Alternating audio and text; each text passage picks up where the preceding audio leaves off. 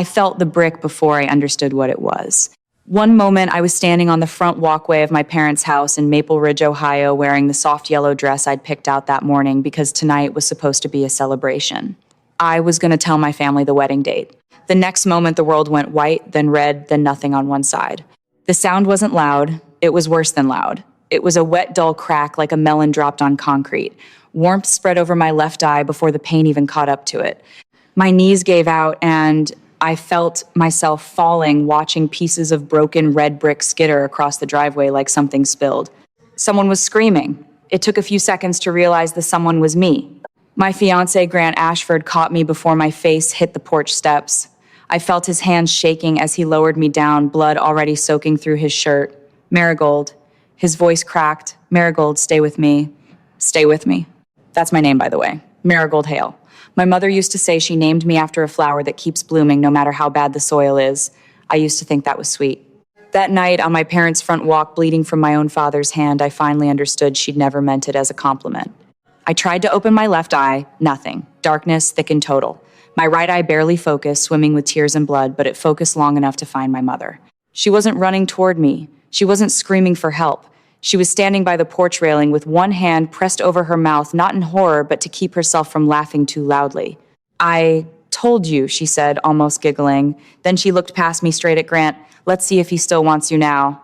My father set the other half of the brick down on the grass gently, like he was setting down a tool after finishing a job. His breathing was slow and even. Should have listened, he muttered mostly to himself.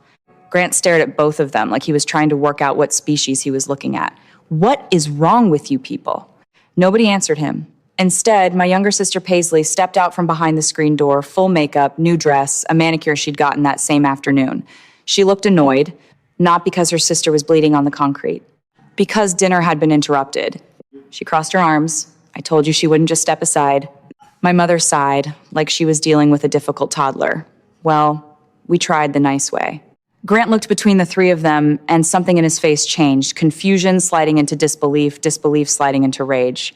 He eased me back against the porch column, stood up slowly, and said very quietly, "You people are insane." My father actually smiled at that. He pointed one finger at Paisley.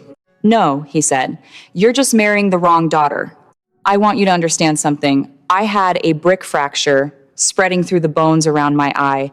I had blood running into my mouth. And still, that sentence landed harder than the brick had." "Excuse me," Grant said.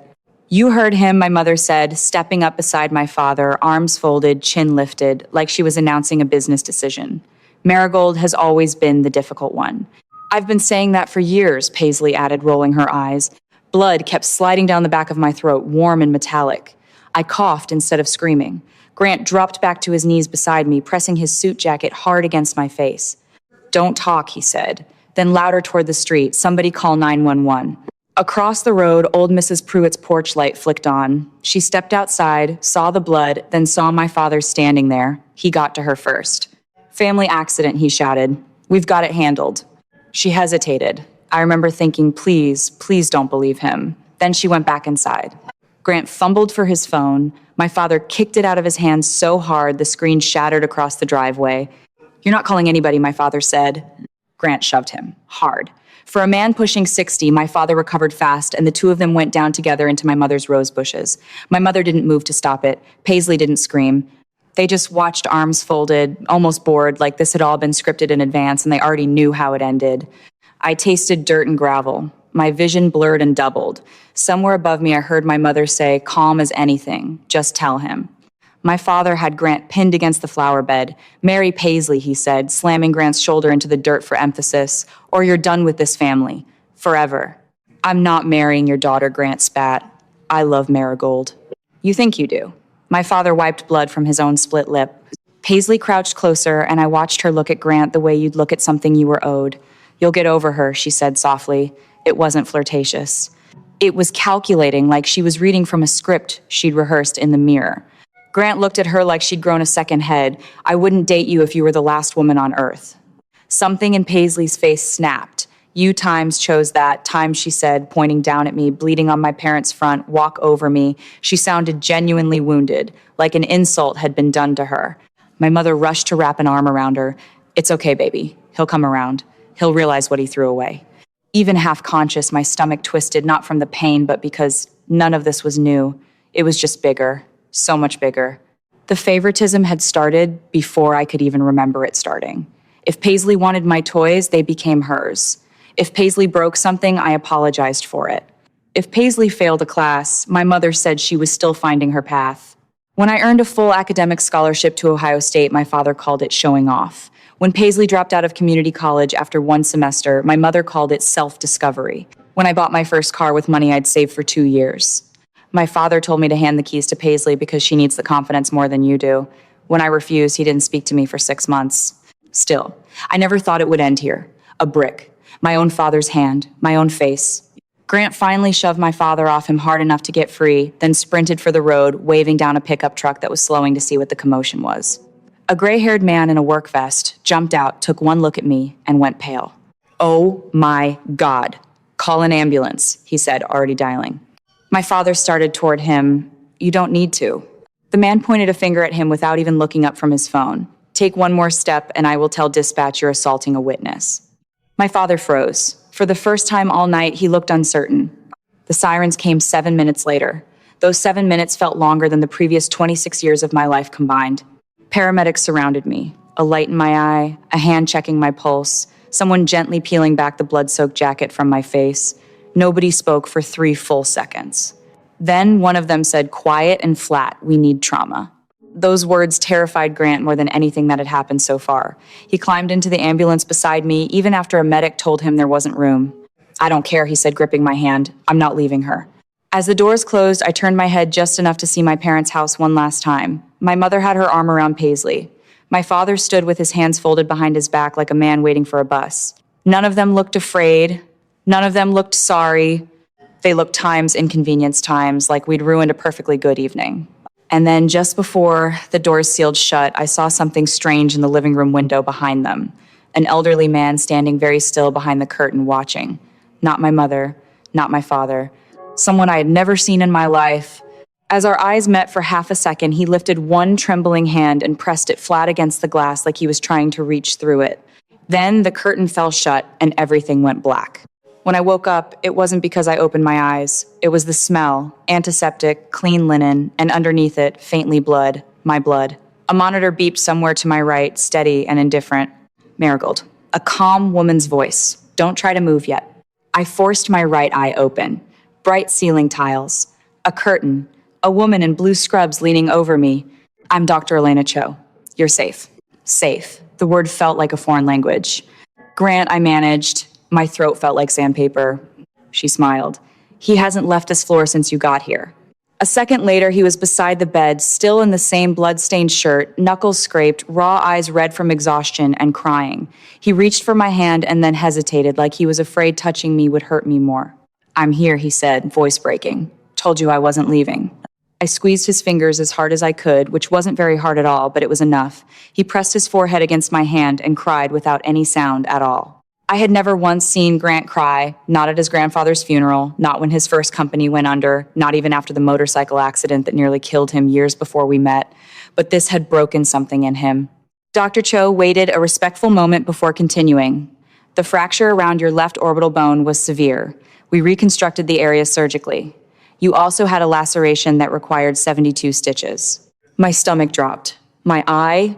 She paused, and that pause terrified me more than anything she'd said so far. "We believe your vision will return. The swelling is making it hard to know for certain yet." Believe. Not times no. That word followed me around for days. A detective came by that afternoon, Frank Doyle, late 50s, gray beard, the kind of quiet, unhurried presence that made you feel like nothing you said would be dismissed. He pulled a chair up beside my bed. "When you're ready," he said, "I have some questions." Grant stood immediately. "I'm staying." "I'd expect nothing less," Doyle said and opened his notebook. Marigold. "Did your father intentionally strike you with that brick?" No hesitation. "Yes." "Any prior threats?" I closed my eyes and 26 years came rushing back at once. My father screaming because I wouldn't hand Paisley half my paycheck. My mother telling relatives I was jealous of my own sister. Paisley borrowing jewelry that somehow never came back while I got blamed for losing it. The Christmas where every expensive gift ended up under the tree with Paisley's name on it while mine were things like socks and a budget planner.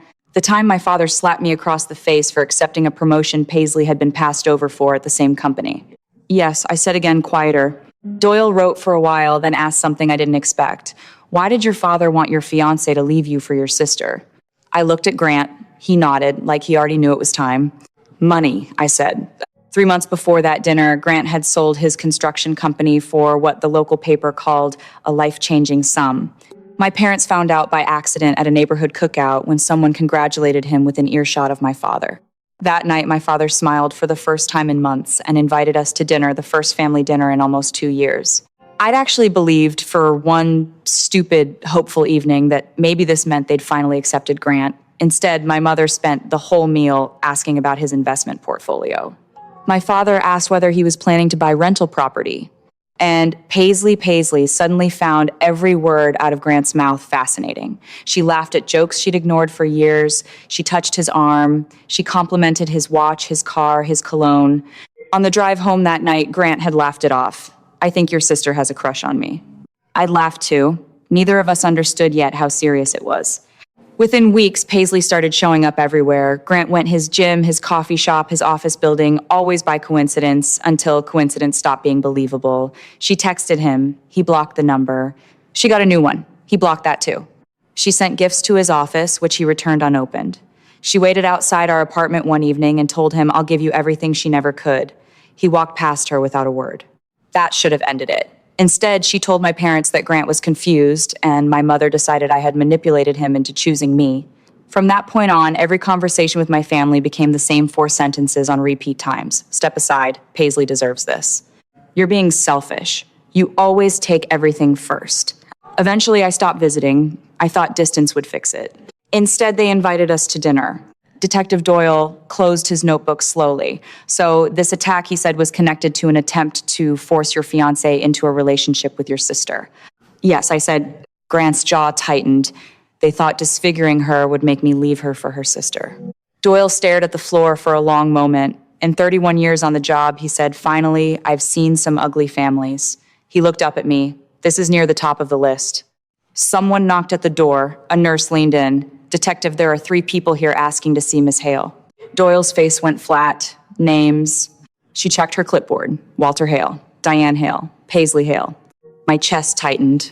My father, my mother, my sister. Grant was on his feet instantly. They are not coming in here. The nurse looked relieved. I figured you'd say that. Before she could leave, a voice boomed from the hallway anyway.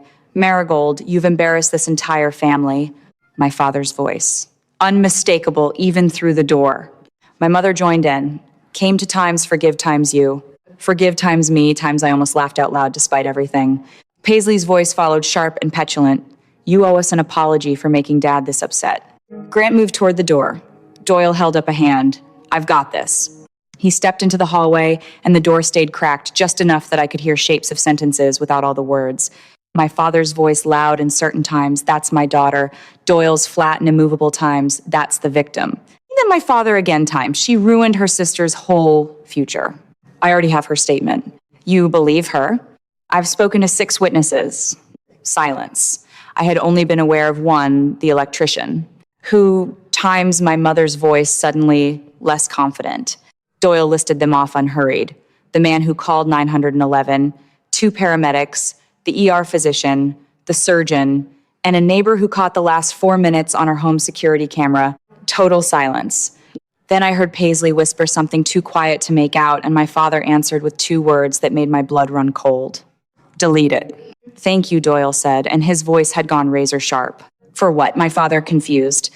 For saying that in front of 2 officers. More footsteps. A pair of handcuffs clicking shut twice. My mother started screaming. Paisley was crying.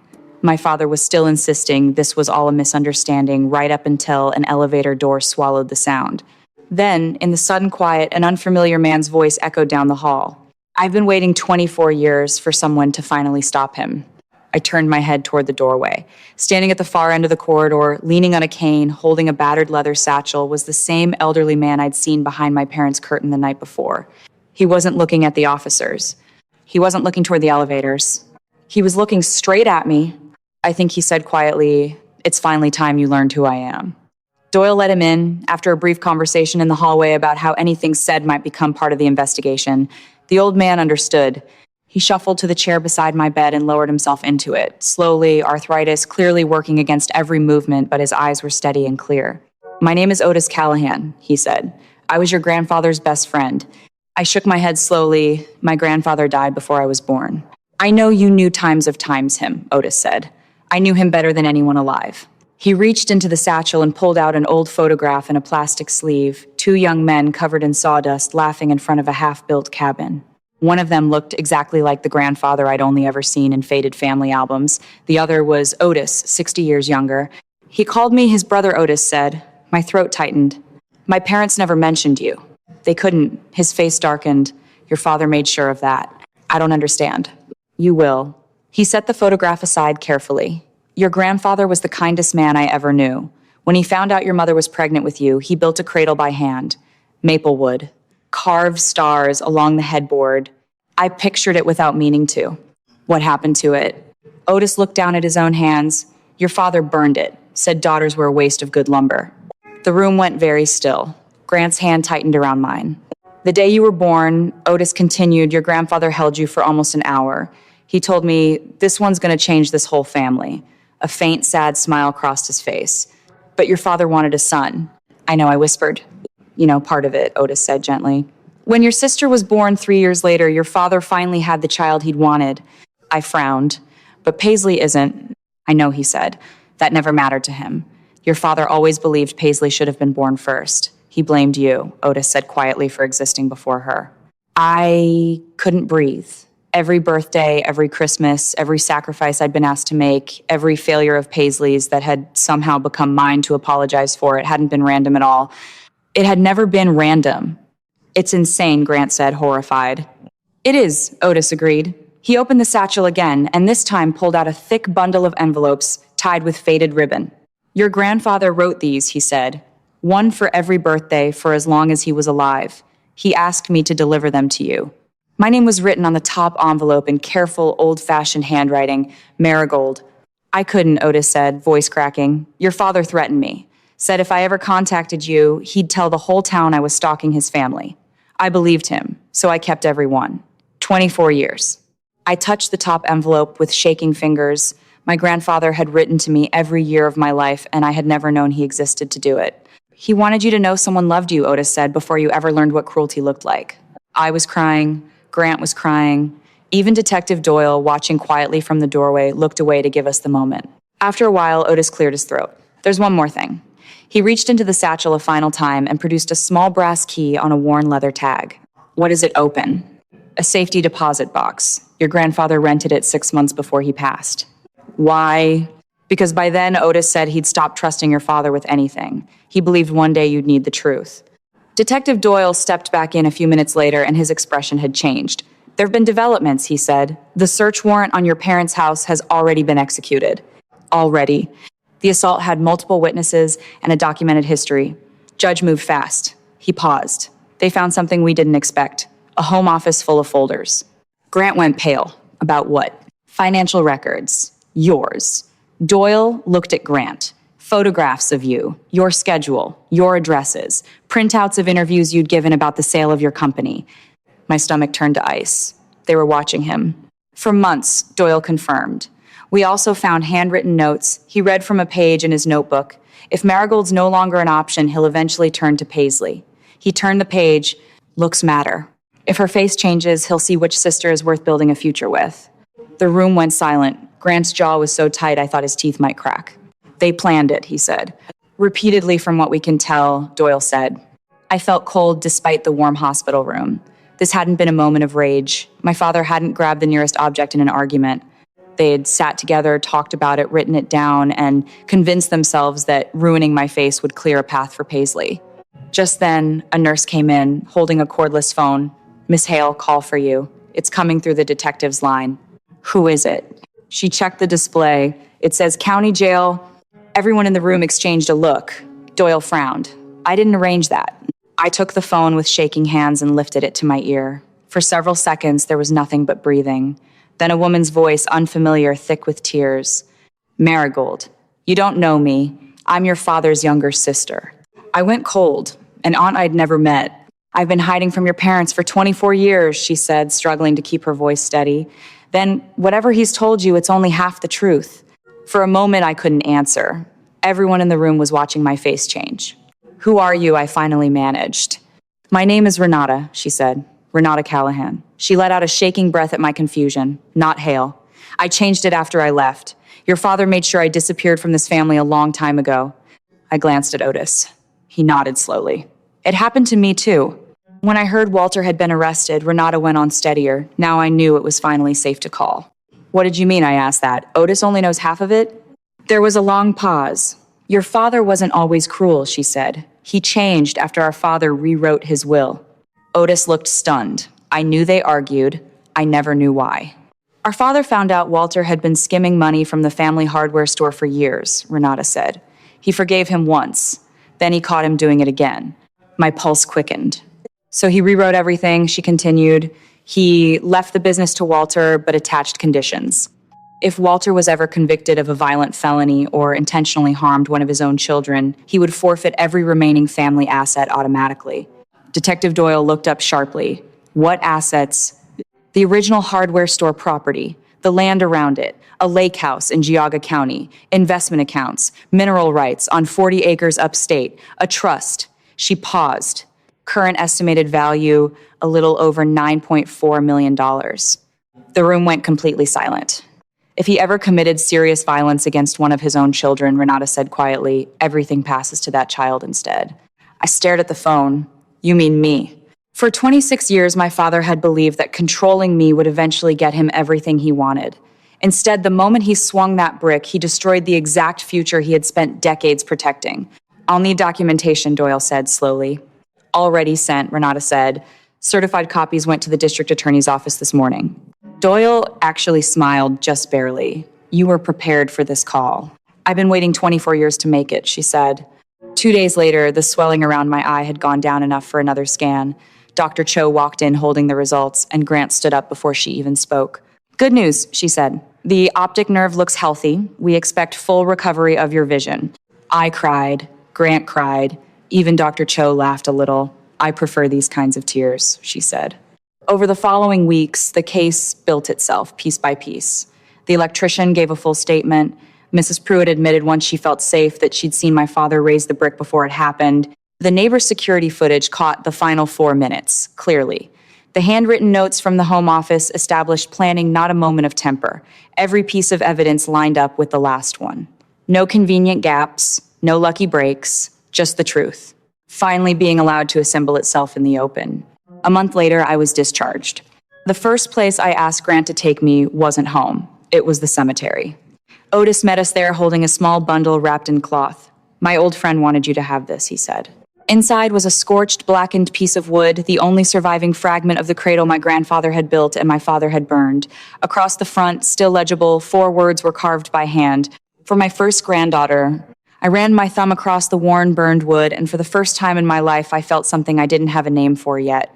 Chosen instead of tolerated, loved instead of measured against someone else. Seen instead of overlooked. We laid fresh flowers by my grandfather's headstone. I finally got your letters, I whispered. The wind moved through the trees, just enough that it almost felt like an answer. Months passed. My scars faded, though they never disappeared completely. I stopped trying to hide them. One evening, I caught myself in the bathroom mirror, tracing the thin line beneath my left eye with one finger. For years, I'd believed beauty meant looking untouched. I understood better now. That scar wasn't something to cover up. It was proof that I'd survived people who had tried to erase me. My parents and Paisley eventually accepted plea deals rather than put every witness through a full trial. Given the documented planning and the severity of the injuries, the court handed down substantial prison sentences, permanent no-contact orders, and restitution for my medical bills. The civil side followed not long after because of the conditions in my grandfather's original trust ownership of the protected assets, transferred exactly as he'd intended decades before any of this happened. I didn't celebrate when it came through. Instead, I sold the old commercial property, kept the lake house, and had my grandfather's name restored to the hardware store with a small bronze plaque honoring the man who'd actually built the business honestly with his own hands. I started a scholarship in his name for local students entering the trades. It wasn't revenge, it was restoration. Otis came to the dedication. So did Renata. Both of them cried when the plaque was unveiled. That evening, Grant and I drove out to the lake. No cameras, no announcement, just the two of us sitting on the old dock as the sun dropped behind the water. He reached into his jacket and I laughed before he even pulled anything out. If that's another ring, your timing is still terrible. He laughed too. It's not. Instead, he handed me the very first letter my grandfather had ever written me. I think today's the day to read this one. The paper had gone soft and yellow with age, but the handwriting was steady all the way to the last line. If you ever feel unwanted, remember this. The people who fail to love you are revealing something about themselves, not about you. Go build a life where kindness is the thing that gets passed down instead of cruelty. I folded the letter and looked out over the water. For years, I had let my family decide what I was worth. They never actually had that power. They had only ever been showing me what they were worth. Grant slid his hand into mine. So he said, smiling, "You still want to marry me." I looked at my own faint scar reflected in the water, and then at the man who had never once let go of my hand since the night a brick changed both our lives. "I was never worried about whether you'd still love me," I said. He raised an eyebrow. No. I smiled, really smiled for the first time in months. I was just waiting to see if you'd still make terrible jokes. He laughed so hard he nearly dropped the ring box into the lake, and the sound carried out over the water easy and unguarded and hopeful, and for the first time since the night my father tried to take everything from me, that laugh didn't hurt to hear it all. It sounded like the beginning of everything that came next.